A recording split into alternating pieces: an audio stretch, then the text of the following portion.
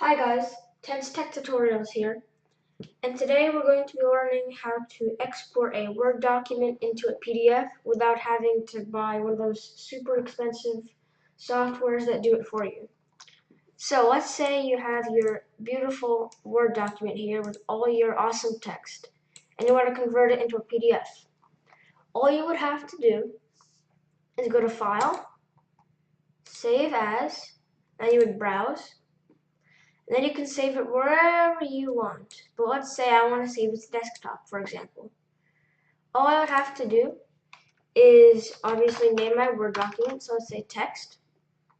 And then you click this drop down menu here and go down to PDF. And then that's about it. You would click save, give it a second, and then it will automatically open the PDF for you with your text.